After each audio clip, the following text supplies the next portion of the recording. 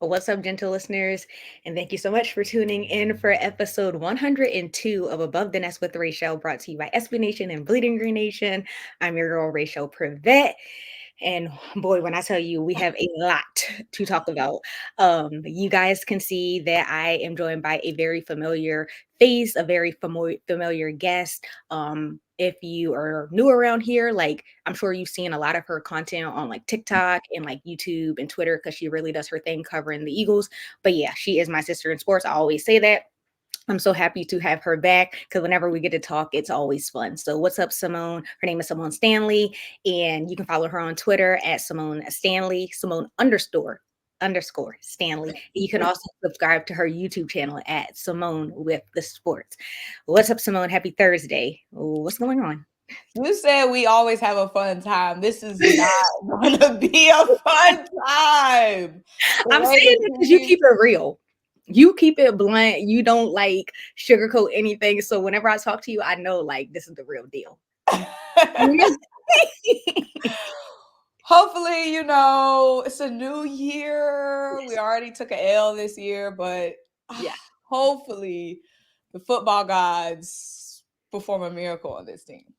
I think that's what we're all hoping for. But the Philadelphia Eagles, epic collapse for the Birds. They lost 5 of their last regular season games after they started the season 10-1. So it's just like night and day start and end of the season. And so they finished their regular season 11-6. They're the number 5 seed. They're heading to Tampa Bay to play the Buccaneers, who are the number 4 seed. This game is going to be on Monday night. 8 p.m. It's the wild card round. And so we're going to preview that game. We're also going to like zoom out and take like a bigger picture look at the Eagles and now that the season is over, like what are some things we want to see happen in the offseason, all that kind of stuff. And so we're going to get into that. But I wanted to start off with the game against the Giants, the regular season finale. I know a lot of people were on Twitter talking about how they checked out of that game. They turned it off. They were like, I'm going to watch Netflix because why am I going to finish this? We actually streamed our BGN instant reaction show early because we were like, we're not finishing this. And so did you actually finish that game? Absolutely not. Once I saw Jalen Hurts giving basically the middle finger on Right. national TV, I was like, you know what?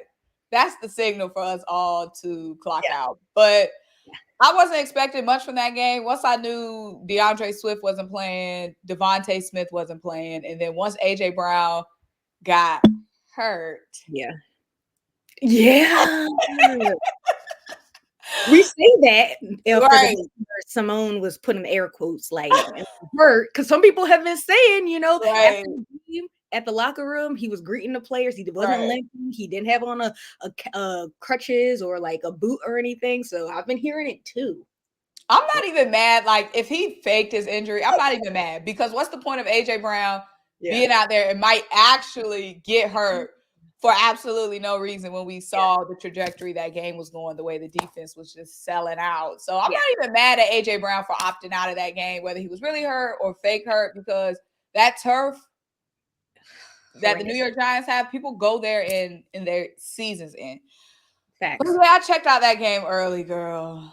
I don't blame you. I really don't blame you. I mean, we're recording on Thursday and it's 2 o'clock, and there haven't been a lot of updates on AJ Brown. I know I think that was Tuesday, maybe they said that there was going to be like the MRI that he was going to undergo, but we haven't really been hearing too much. And so we don't know if he's going to be able to go, but hopefully he's able to go, and we'll keep you guys updated if he is. But there is so much to talk about. Like, the season, like when you think about this whole season, and like I said, starting 10-1, losing the last 5 of your, 6 regular season games, at what point do you remember like actually enjoying watching this Eagles team play? Well, honestly, this season has been we've been it's been painful for 90% of the games. Like, even games that we won, Yeah. our deficiencies have been exposed all season long. Like, we've scraped out of a lot of games. So like, it's not surprising to me that the Eagles finished losing 5 out of their last 6, seeing the way they played and taken teams so close to the end. The secondary has been getting exposed all season long. We haven't had a complete game, in my opinion, except against really the Buccaneers, where it's been clean, no turnovers, defense locked down, getting pressure up front. That was really our only complete game. Almost every game this season, one side of the ball or both was terrible for whatever reason. Play calling, tackling, turnovers, penalties. So this season, I've said several times throughout this season on my platform before we even started this epic collapse that this season has not been fun. Every game has been full of anxiety. Every game, for whatever reason, has gone down to the last 30 seconds, 50 seconds, the last drive. So, like, girl, the L's just started coming along with it, but the problems have always been showing themselves. I was just texting one of my friends and I was just telling her how, like, during the instant reaction show, we always do like 3-word reactions, like, how are you feeling? And it never failed. Like this entire season. Mind you, Philly fans are definitely way more passionate than a lot of their other fan bases. But every single game, like at the end of the game, there were fans calling for somebody to be fired. It never failed. It like never failed. And I'm like, that's not a good thing. Like starting way back in the beginning of the season, it just never failed and it just got worse and worse and worse. But there are a lot of people getting called to be fired now that the regular season is over. A lot of people are responsible for this epic collapse down the stretch. But who would you say is like most at fault for how the season started and just failed to adjust? Like how it ended? Who would you say is most at fault? I would say definitely the coaching staff. Now, I was watching Troy Aikman yesterday, and Troy Aikman was saying that it's definitely a coaching thing, and it might actually be even higher up than the coaches, what he was saying. Because I've never seen such a talented team be so underutilized. And we want to blame Nick Sirianni. I'm not saying Nick Sirianni isn't to blame. But we brought in 2 rookie play callers to take over a team that had championship aspirations. Like we messed up there. We should have originally went in and got a veteran defensive coordinator, veteran offensive coordinator. The locker room is completely lost, and everybody wants to say fire Brian Johnson, but Nick Sirianni has made it clear several times that Brian Johnson is running his offense. So we don't know if what Brian Johnson could do if Nick Sirianni stepped out the way and relinquished control. The thing that frustrates me about Nick Sirianni is he consistently says he's not willing to change anything. Every week he'll get on the press conference and say, I'm not changing anything. I'm not changing anything, even though the offense was poor, even though the defense got exposed, even though we're giving up records amount of numbers, quarterbacks are having record day against us. He says each and every week in the press conferences, no. They say, are you going to change anything? No, no, no. So I don't get why he's so stubborn and so resistant to make an adjustment and making changes. One thing I really liked about Sean Desai was that Sean Desai will always make adjustments. Like they will go in the locker room, the defense will look completely different in the second half. So honestly, I don't really know. Obviously, I don't know what's going on behind the scenes, but when I see the lack of passion that the players are playing with, like the lack of passion that we see from the offense, the lack of passion that we see from the defense, like, and then you have players like Sidney Brown who's saying we play like we practice, and then you hear Javon Hargrave saying how much harder the Niners practices are than the Eagles practices are. That cultural thing, like that starts up top. So Nick Sirianni is going to have a lot of eyeballs on him because the locker room is obviously in disarray. You've been covering this team for a while. You've seen how the vibes are just completely off. And usually that has something to do with the man in charge, who is Nick Sirianni. The guys are uninspired. I don't know if Nick can get the locker room back. So, and then for the people that say, oh, let's keep Nick Sirianni and just bring in a new defensive coordinator and bring in a new offensive coordinator, who's to say that Nick Sirianni is going to turn the keys over to whoever we bring in to replace Brian Johnson? He could do the same thing that he did to Brian Johnson and want the new offensive coordinator to run his own offense, which would be the same thing we've been seeing. So it's not looking good, in my opinion, for Nick, because the locker room is There's no good vibes. Yeah. No good vibes. It's such a tough place to be in. I remember the first year that Nick Sirianni, was hired, that was the year that I started covering the Birds too.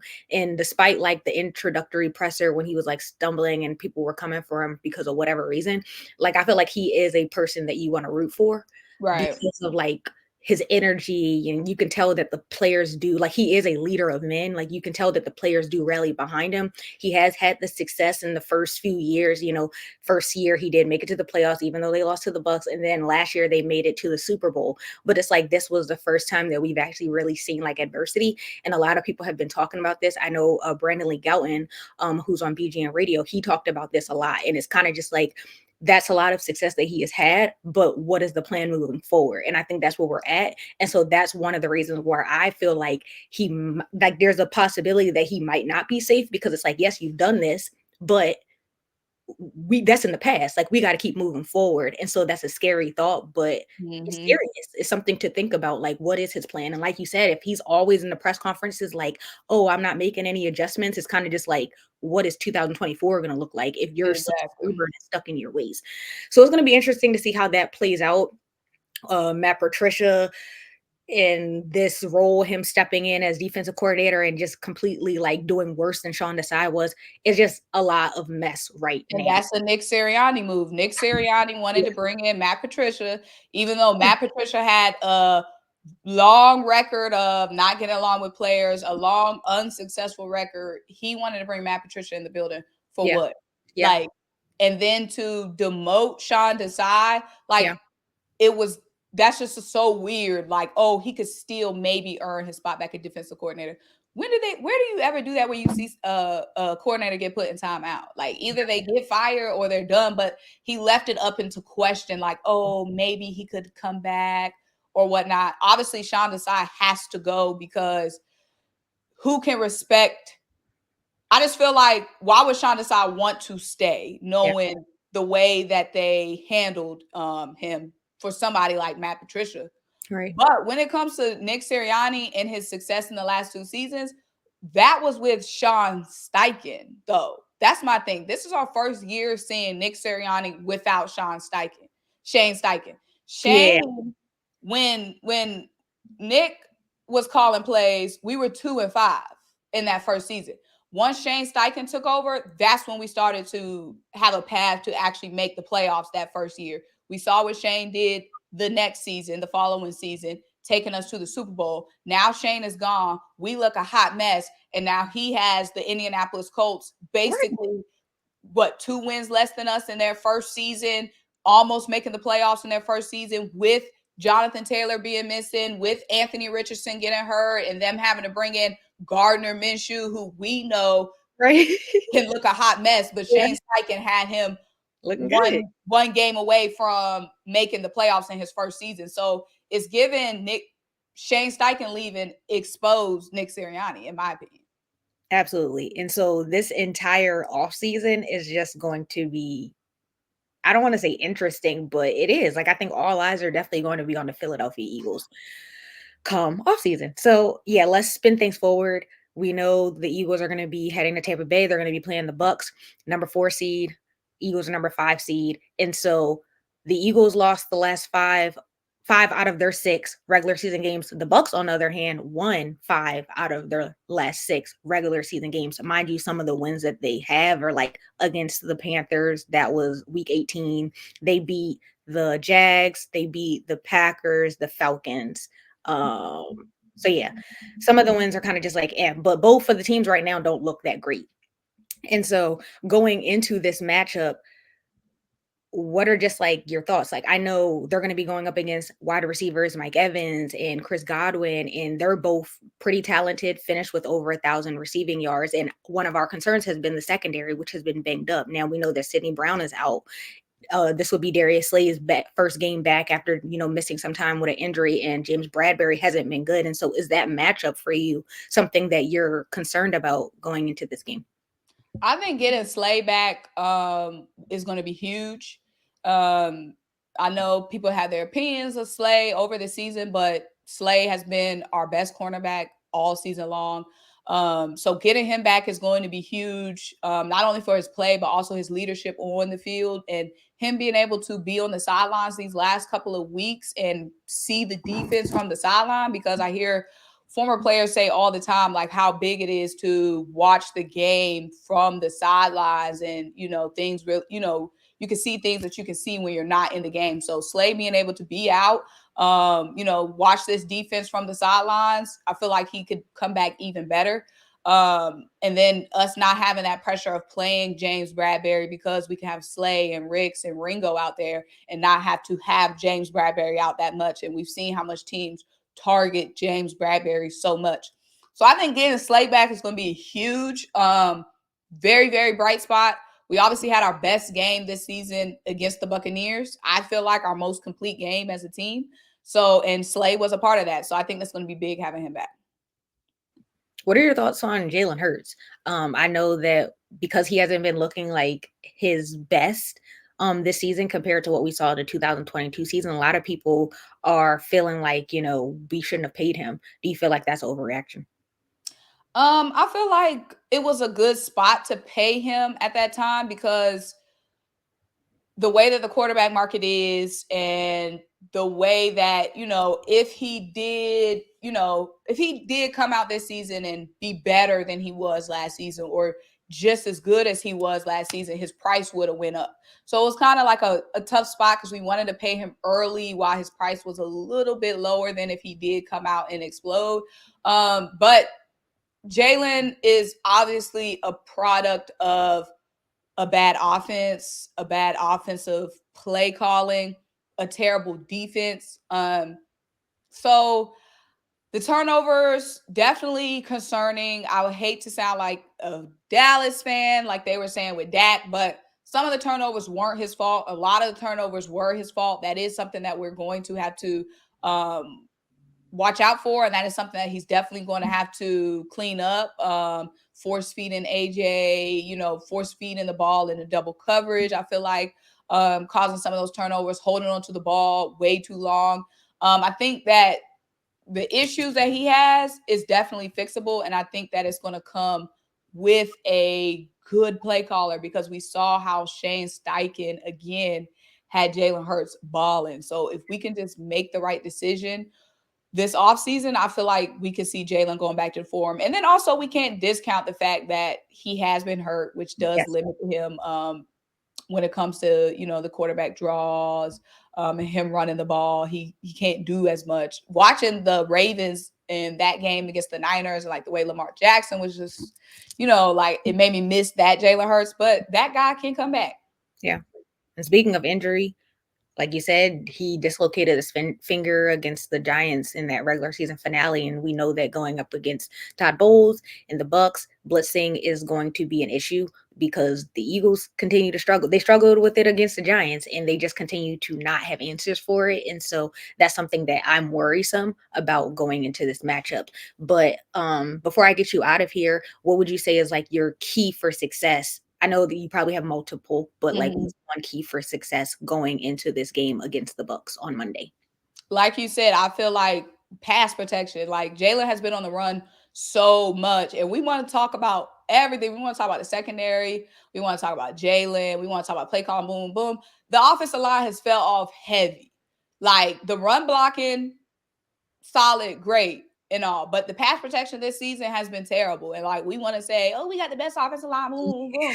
Jalen has been under so much pressure, and we saw it in the Giants game. Like, where is the protection for Jalen? Like, the only way we're going to make it out of this Bucs game is if the offensive line buys him some time, a decent amount of time. Like, he was on the run so much. He barely had any time to even think in the game against the Giants. So the offensive line has to step up. Like, we have a few injuries here and there, but that's one of our most talented units. Like, there's no excuse for not having enough time for Jalen to be Jalen. So if this defense is going to be sorry as heck as it was against the Giants, our only hope is our weapons on offense, which we know can carry us.